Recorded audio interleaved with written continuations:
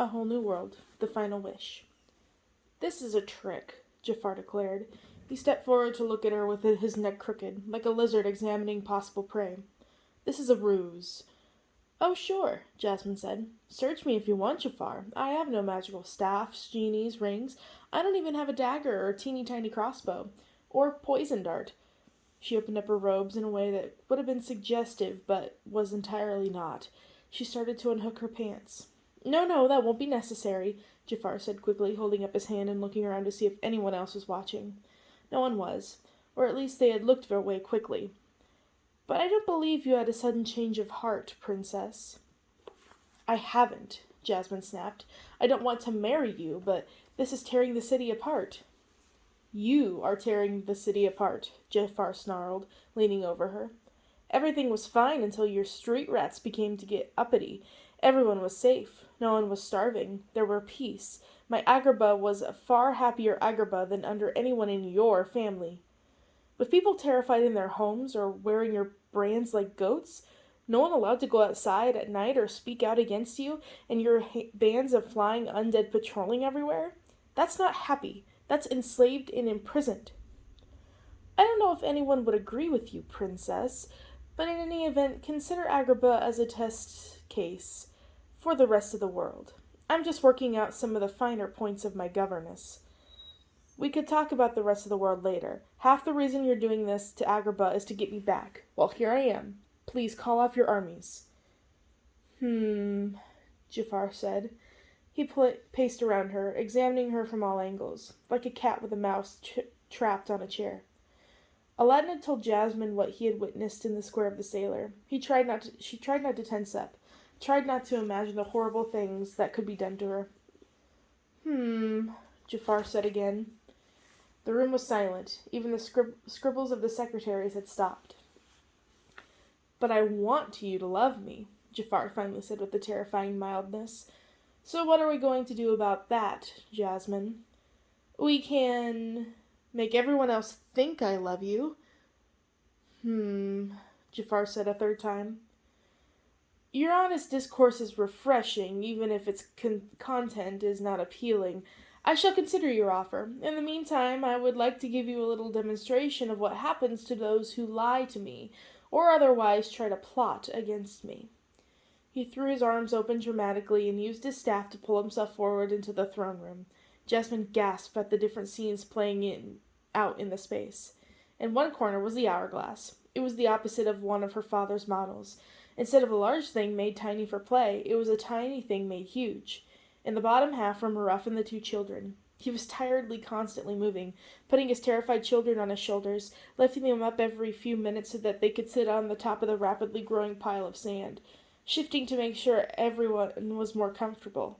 Despite being used to the everyday horrors of poverty and dangerous life and the streets that killed the grown men, Ahmed and Shireen had faces that were now raw from weeping and the haggard look of the exhausted terror. In the top of the hourglass was very little sand left. The three of them saw Jasmine. Ahmed and Shireen's face lit up, and they shouted with joy. Or probably did. No sound transmitted through the glass. Jasmine's first impulse was to cry out and run over to them, to pound on the hourglass, to try to get them out. And over here, in case you missed it, Jafar pointed to the other side of the throne, throwing his arms open wide and letting his cape flutter behind him. There was the genie. Still larger than human, but pale and thinner somehow. He was tied down to a bed of nails, each point digging into his blue skin. The giant gold bracelet had covered his wrists were chained to a pair of boards crossed above his head. Everything glowed faintly purple. Hey, Princess, the genie asked weakly. Are you all right? She asked, and then immediately regretted it. Oh, sure, never better. How's by you? Quiet, fool, Jafar snapped. He spun and stomped up the days where his throne was. He sat down and his cape flared out around him. He laid his staff across his knees. He reached out with his hand as if to stroke a dog or cat lying next to him. Instead he petted the old, battered-looking oil lamp that sat on a delicate golden table there.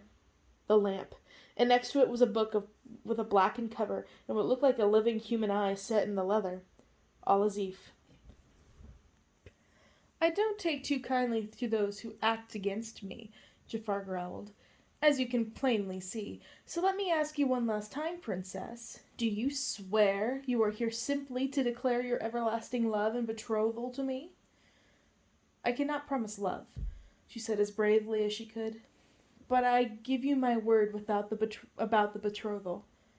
The horrible twitch of a real smile began to grow in the corners of Jafar's mouth. The two thieves made it to the audience chamber without further incident. It was as impressive as the baths in a similar understated way. A mosaic of Agrabah and the lands between the greater western desert and the mountains of Astrak covered the largest wall. A fresco, occasionally updated it seemed with fresher paint, on the other wall showed a reasonably up-to-date map of Agrabah itself, down to the small side streets. Aladdin wished he had more time to examine it closely. "Ha!" Dubon whispered, pointing at the quarter of the street rats. "This part's all wrong. That fountain hasn't been there since my mother's time." "Just as well," Aladdin answered back. "But help me find the wandering dervish in the mosaic. He should be lost in the desert, like in the legend." Dubon looked confused, but he did as he was told, running his fingers over the design with Aladdin. "Aha!" Aladdin said, the first one to find the image of the old man with the satchel over his shoulder, all made out of teeny tiny brown tiles. He placed his fingers on their cracked surface and pushed.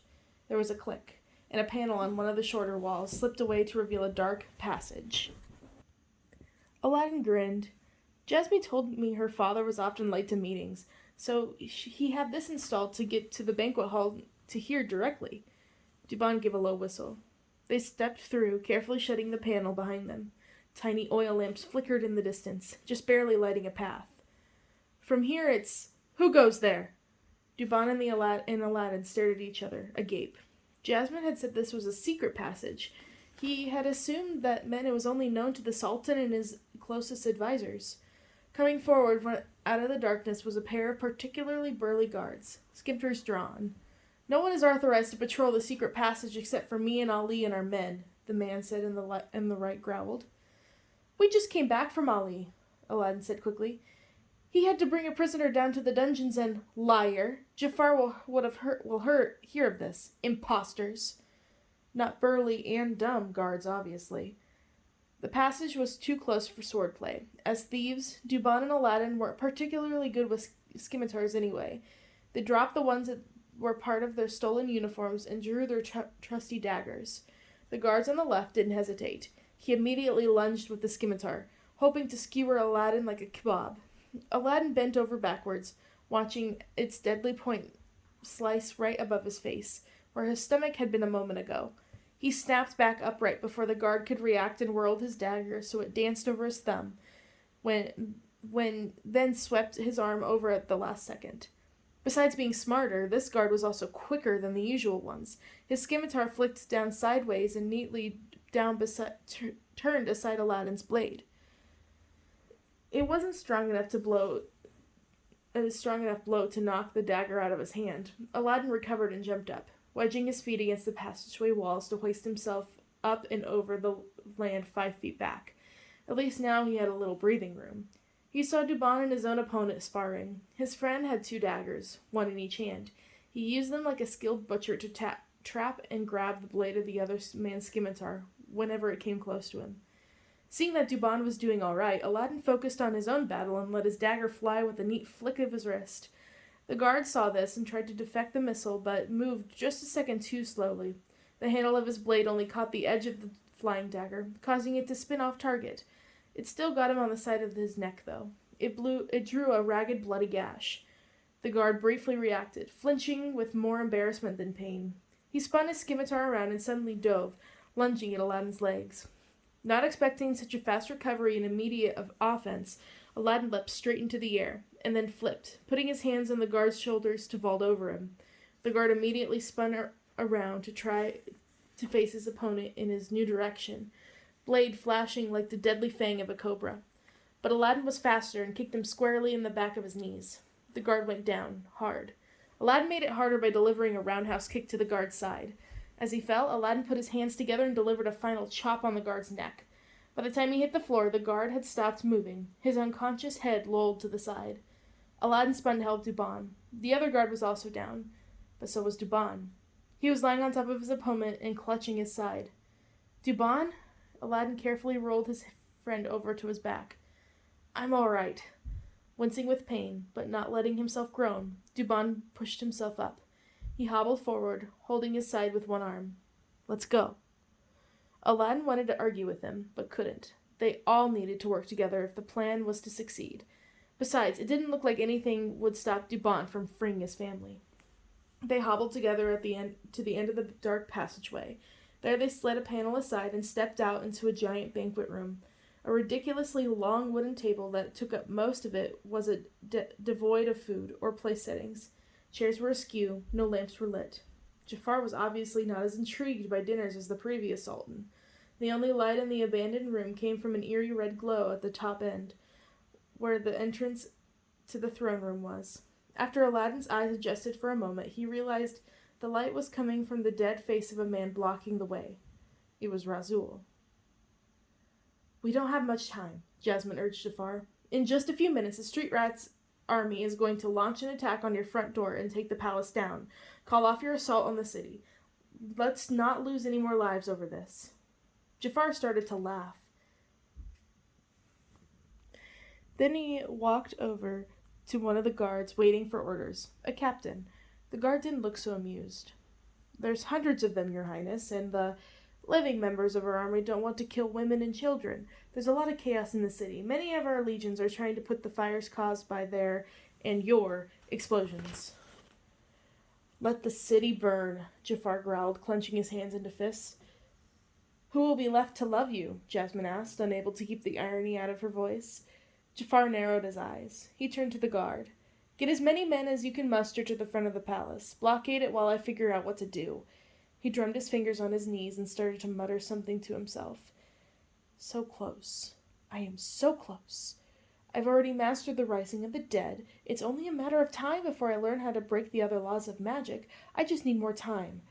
Genie! He called out suddenly. Yes, master? The genie asked tiredly. We need to put a big show for the masses. The princess and I are to be married this instant. The genie lifted his head weakly to look at Jasmine. Sorry, princess, he said. But if it means anything at all, I really respect what you're doing. You'll make a great sultana. Yes, wedding dress now, all that, Jafar said impatiently. I'll summon more priests or mullah or something. It doesn't matter. On the balcony where everyone can see. The genie feebly waved his fingertips. Suddenly, Jasmine was wearing the dress he had made before, the one his own wife had worn. Flowers and streamers and banners appeared all over the room, presumably the outside of the palace.